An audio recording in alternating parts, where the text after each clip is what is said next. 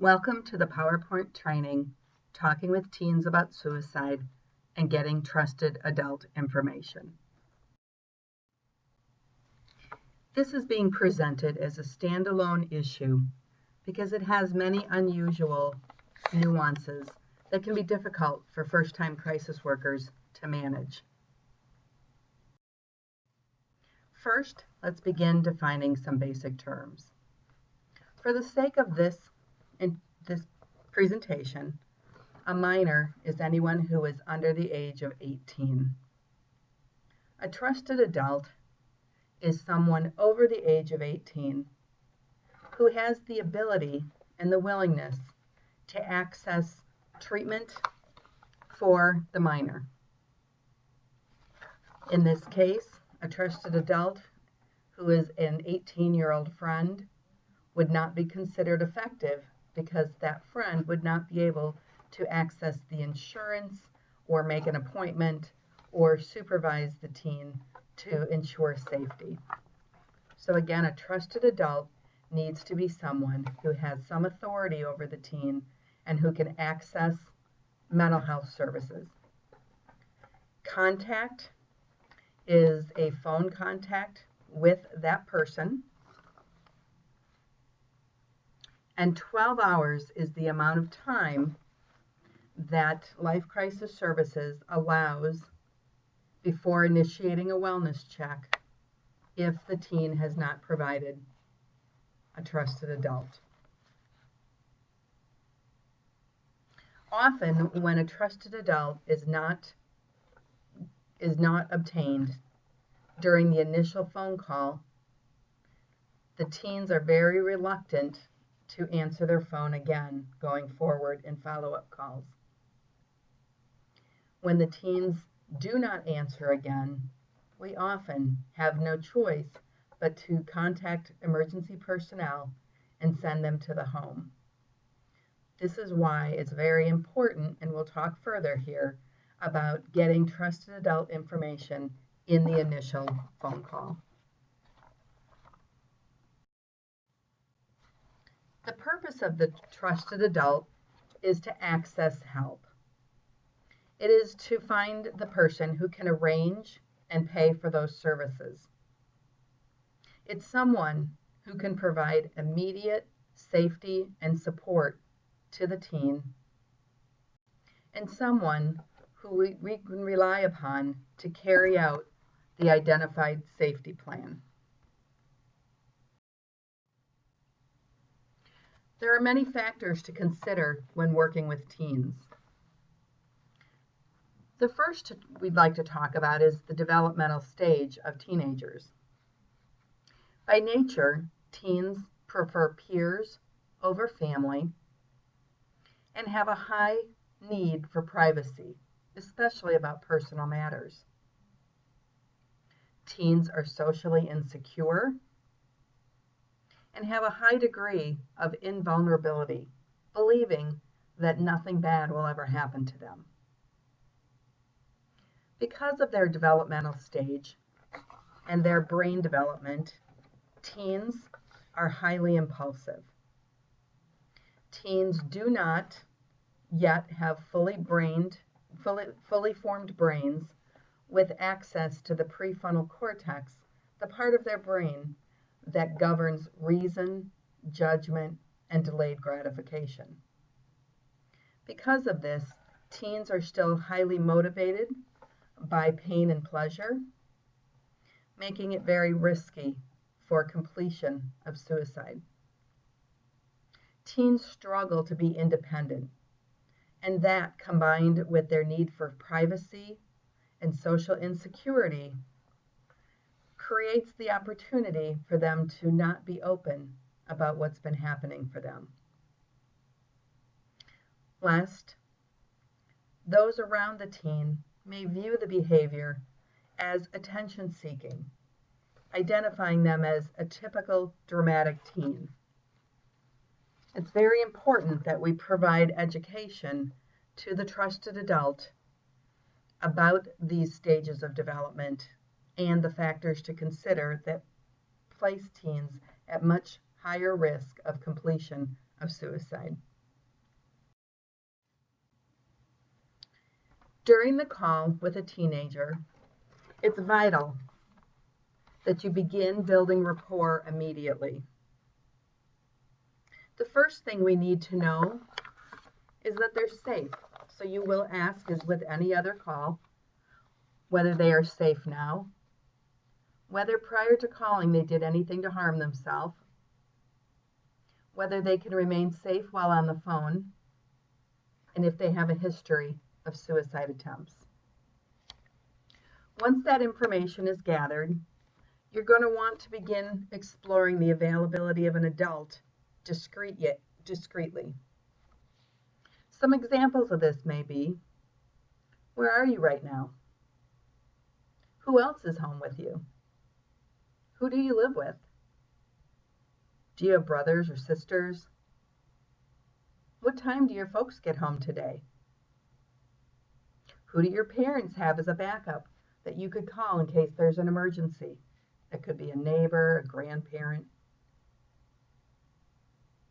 Once safety has been established, you're going to begin moving up the right side of the V model by letting them know that the next thing you need to do is connect with someone who can arrange for help if needed.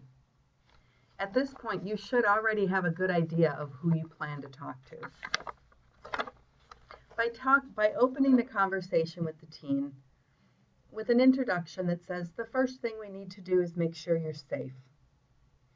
Go through your safety questions, and then by saying the next thing that we need to do is to talk about getting some help.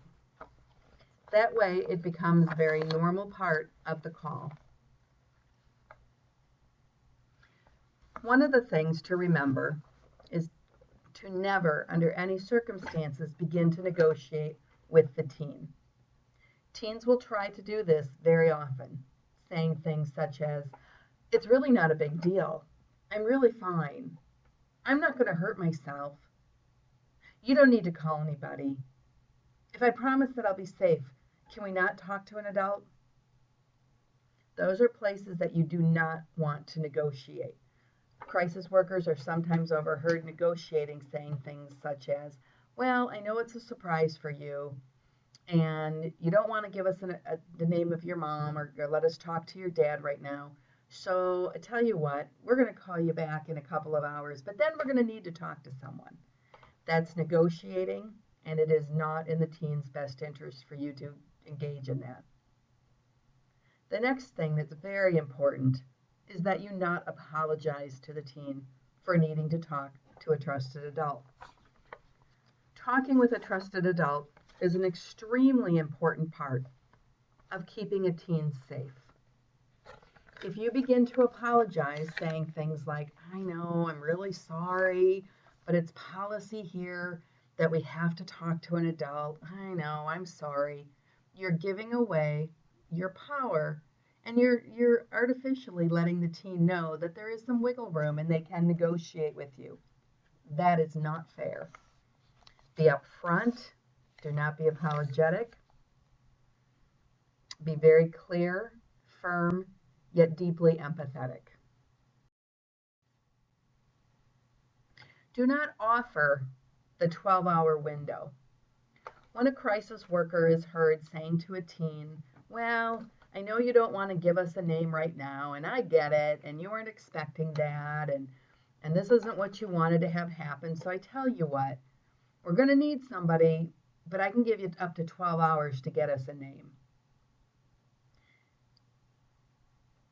Looking back on the calls that have been received, when that is used, very, very rarely are we ever able to connect directly with the teen again. They dodge the calls, they turn off their phone, and we end up sending out emergency personnel, making a situation oftentimes much more difficult for everyone involved. The 12 hours is something that we use internally as a marker of when we may need to initiate a wellness check. Do not offer that to the teen. You're going to want to empathize and normalize their reactions. Many teens saying something might be helpful, such as, many teens I work with share that they're worried, that their parent might be mad, worried, overreact, or even blame them. Which of these are you concerned about now? Talk with the teen. Let them know that feeling upset is normal. This is kind of scary. It is a big deal. Explain confidentiality to the teen. What will and will not be shared with the parent. Tell them what you plan to say. Let the teen know that the information to be shared is the information that is directly relevant to their emotional state, their plan, and their access to means for suicide. If the teen has shared that she's feeling suicidal because she drank heavily at a party last weekend and had sex with a boy and she's now embarrassed, none of that is relevant to the conversation. What would be relevant would be that she's feeling a lot of stress, feeling overwhelmed, and has been thinking about taking all of the medication that has been prescribed for her grandmother, medication she has been stashing away in her bedroom. Offer to put the parent on a speakerphone. Let the teen know there is nothing you're going to say that they can't hear. Let the teen know that after you talk with the parent that you'd like to end the call by talking with them again at the end of the call.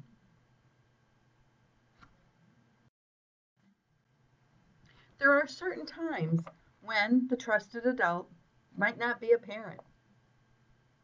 There are times that the parent truly is not available. If it is a single parent and he or she is traveling for work and has no access to the telephone, that would be a time that we would then go to a second tier trusted adult. A second tier trusted adult could be a grandparent, an aunt, a school counselor, someone that, again, still fits the criteria of being able to access resources immediately and provide oversight to the teen until the degree of risk has been reduced. There are times that you will talk with a teen who fears retaliation in physical abuse or emotional abuse from their parent. Explore with the teen whether this is a typical teen reaction in fear, or if there actually is some substantiation to believe that this may happen. If you believe that the teen may be at risk of physical or emotional retaliation, you're going to want to talk to the pager immediately and make a report to the Missouri Child Abuse and Neglect Hotline and follow pager directions at that point. Another time that you may not use the parent as a trusted adult would be if there's a parent who has a history of not being protective.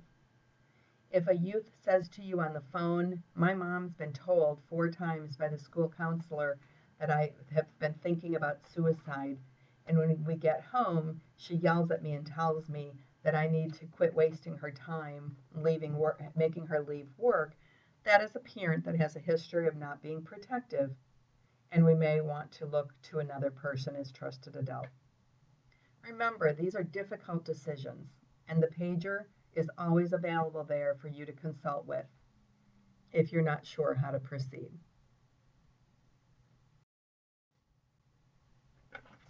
Talking with the trusted adult can be overwhelming, especially when you're new to this. The first thing you want to do is explain who you are and why you're on the phone. For example, my name is Maggie and I'm with Lifeline, a suicide prevention crisis line. First, I need to let you know that everyone is safe at this point, and I need to talk with you about a call we received from your son, Nathan. Praise the teen to the parent. We're very proud of Nathan for reaching out. This has been very hard for him, and having us talk with you was worrisome to him. Be calm. Speak slowly. Remember, if you were on the receiving end of this phone call, you might feel panic. high degree of anxiety, stress. It may trigger some of your own previous traumas. So be aware of how the parent is receiving your information, and when necessary, calm down, speak more slowly, and repeat the things you're saying. If the parent was sleeping, allow them time to wake up. I know this is an issue for many crisis workers, that they don't want to wake a parent up at 2 in the morning or 11 at night when the teen says, but my mom's already in bed and she has to work in the morning. So I would ask each of you to think and reflect. If you were the parent of a teen who researched and called a crisis hotline with thoughts of suicide, would you want to be wakened up to talk about it then? Or would you want to wait till the next day at 9 or 10 in the morning to find out that some adult on a crisis line had been talking with your child about suicide? Teens are very often very resistant to waking up a parent. And for crisis workers that are anxious of speaking with the parent, that's often a way out, but it really isn't.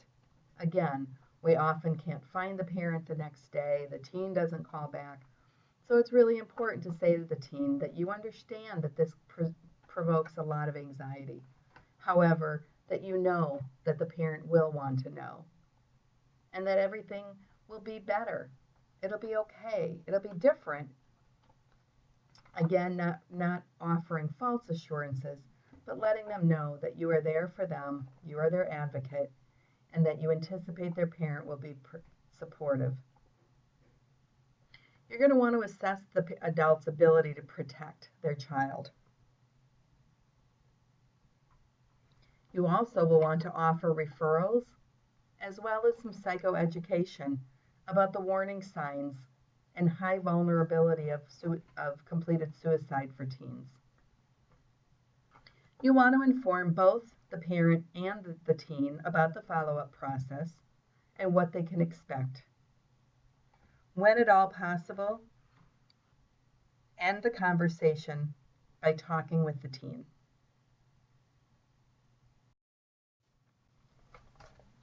So a question that many people have is, what if the teen refuses to provide the name of a trusted adult? This does happen.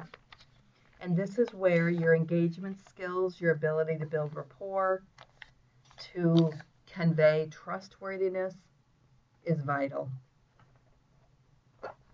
You can explain to the teen, if they refuse to give the name of a trusted adult, that is their prerogative. Genuinely and with sincerity, share their options.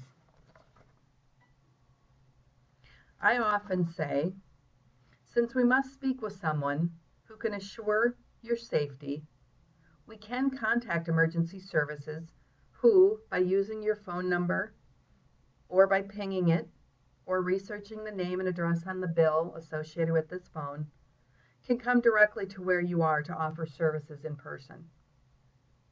Share that while most teens don't select this option, it is still available.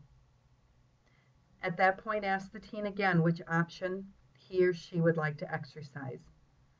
It's critical that you be sincere and warm. This is really hard for teens.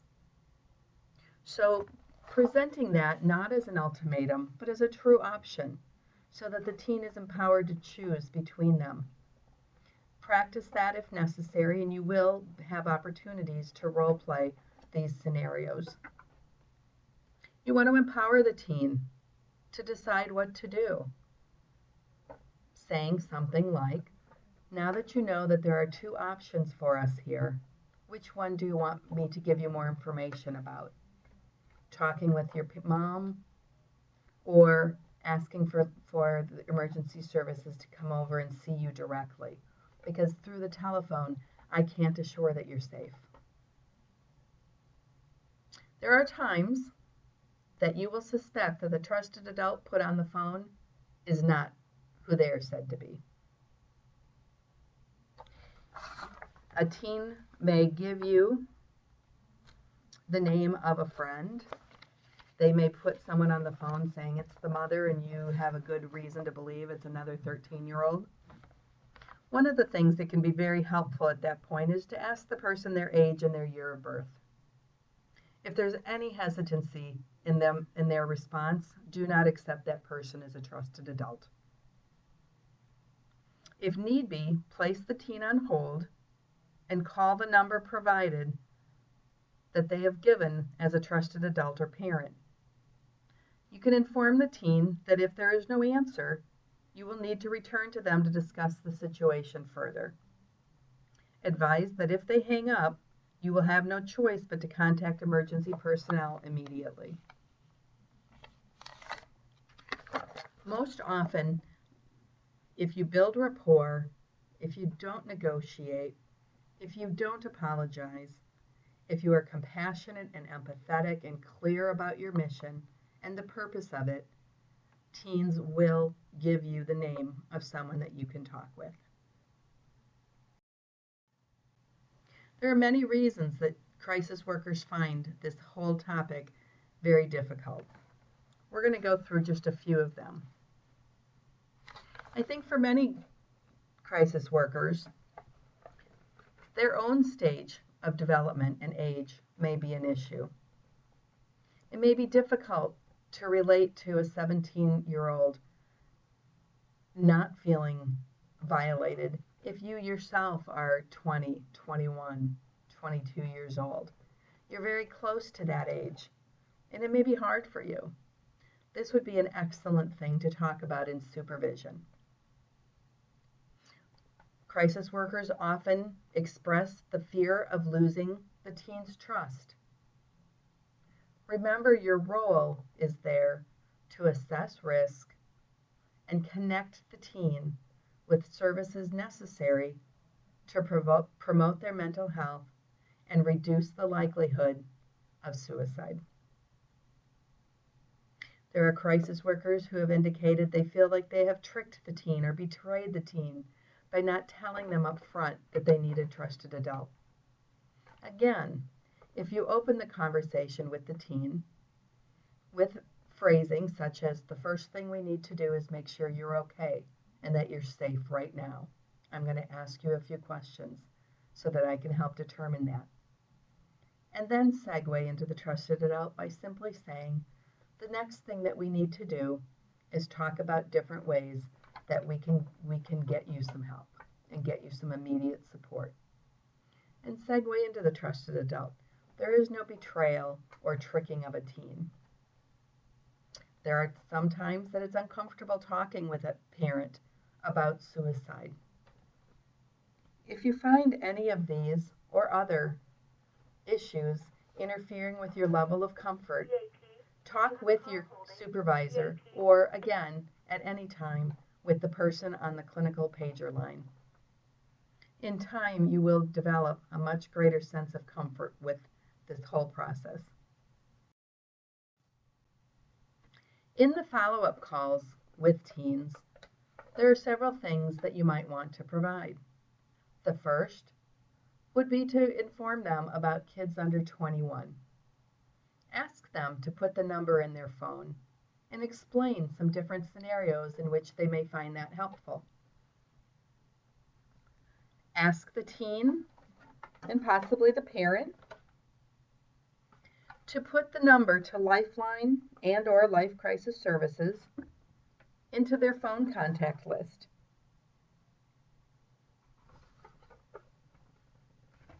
Sometimes talking with teens about having that connection, having the phone number available, how they themselves, if they've experienced depression or anxiety to the extent that they've thought of taking their life, may be more sensitive than others to a friend or an acquaintance who might be feeling the same way.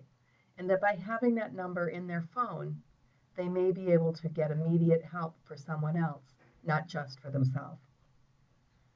You're going to want to, just like with any other closing, talk about safety planning, identifying the places, people, and things that the teen can access to understand their thoughts of suicide and to put in place safety measures that will keep them safe. Talking with teens about how they can help others is often a good way to end the phone, and again, how they can help others who maybe are experiencing similar feelings and thoughts. And finally, asking the teen if they might be willing to share this information with 2, 3, maybe 5 of their friends, letting them know that we'd like to have a movement across the country where every teen has the suicide prevention hotline programmed into their phone contacts. Teens often want to be a part of something bigger, a social movement, especially something going across the country. So asking them, would you be willing to? We'd love to know that you might talk with some others and ask your friends to put it in their phones so that they would know what to do if there was an emergency for themselves or someone else. This concludes the PowerPoint presentation of the Trusted Adult Training. You will have opportunities to role play, to get more comfortable, and do accept that the first few times you talk with teens may be very unsettling. I cannot stress enough how important it is to use your clinical supervision here at Life Crisis Services to gain confidence and competence when talking about difficult situations such as suicide with teens and their parents. There will be a brief quiz at the end of this PowerPoint. Thank you, and remember, what you do makes a difference. Thank you.